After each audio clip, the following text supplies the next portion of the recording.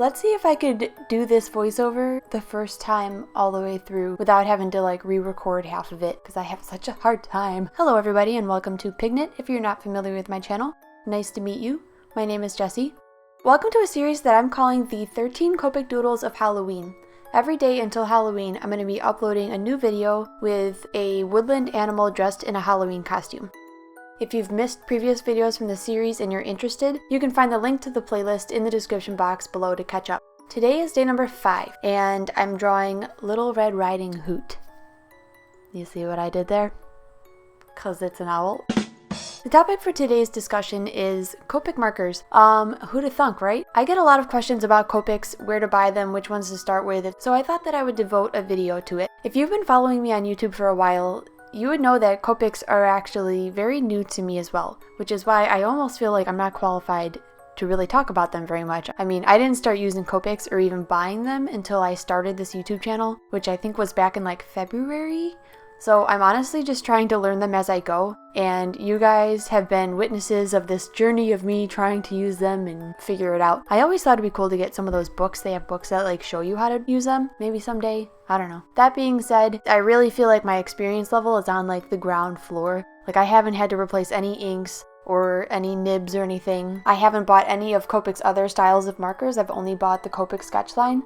But what I wanted to do here is just share what I've been doing to grow my collection and what I think you should start out with if you're looking to just start to kind of get a feel for them. Because a lot of people say, I really want Copics, but they're too expensive, and it's like you really don't need to start with a lot, and I'll kind of explain that. So Copic markers, if you're not familiar with them, are more of a professional grade marker than something like a Crayola. They're a lot easier to blend. They're just a higher quality. They just lay nicer and they can have a really professional look. But for that reason, they come with a price. So you can find them at discounted rates on certain websites like eBay, but I'd say that usually they range around like $8 per marker for the Copic sketch ones if you went to any average store.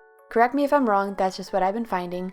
So if you're looking to start out and try to learn how to use them, like I said before, you really don't need a large collection. The point is just learning techniques with blending and finding different paper that works for you first, and then you'll start to notice which colors you'll be needing in the future. Basically, that's what I've been doing. I started with 3 Copic markers, and I have a video about it. It's my giraffe wearing a scarf if you want to check that out. That's the first 3 that I bought. I've been buying them from Michaels, the art supply store, because Michaels gives out those little 40 to 50% off coupons like candy. Like every single week they offer that, and you could literally go back every single day if you wanted to and use a new coupon and buy a new one. Let me count my Copics for you guys. 1, 2, 3, 4, 5. Okay, I have 27 right now. So that's pretty good. Over 6 months of collecting and I've got 27.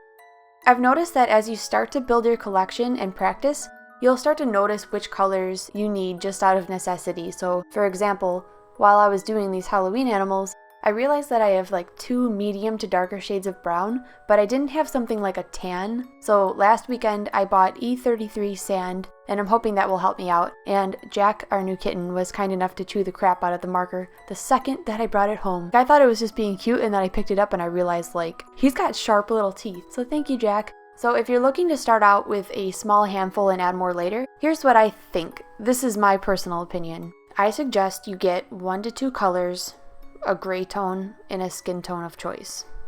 The colors can be mixed to make other colors depending on which ones you get. I actually do this in some of my older videos when I still had just those 3, and I specifically got primary type colors so that I knew that when you mix them, they would turn into other colors, so that was my thought process behind the 3 that I chose. Find 2 colors that you think could be mixed to make other colors or that might be able to help each other out. The gray tone can be used to cheat basic shading, because I use gray a lot when I do shading. I only have 2 shades of green right now, and they're so different that I could never use them for shading. So I would much rather use a medium gray to shade my lighter green than my dark green. Do you know what I mean?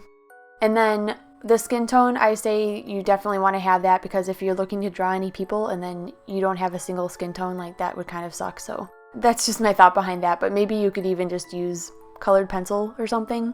You could also buy one of those sets that they give you, like they have like starter sets. They have ones that come in sets of 6. I think that might be the smallest size they have. and that's like around $40 to $50. So if you use a 50% off coupon, you get a pretty good value, and then you've got more than enough to get started at least.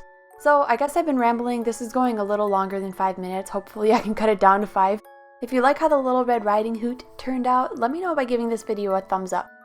If you'd like to color this owl yourself, you can find a coloring page on my Facebook page when you search Pigknit, P-I-G-K-N-I-T. I'll have all of the animals drawn so far, and that's going to be linked below. You can find the coloring page, color it however you'd like, and then share it with me on your social media platform of choice using the hashtag Pigknit. If you guys are enjoying the series so far, I'd love to hear what you think in the comment section below. You can subscribe if you want to see more, and thank you so much for spending these 13 days with me. I hope you've been enjoying yourself. That's the least I could say. Thanks so much, guys, and I'll see you tomorrow. This morning during our morning dog walk with Luna, I told Justin, I was like, I'm worried that my Halloween series on YouTube is stupid.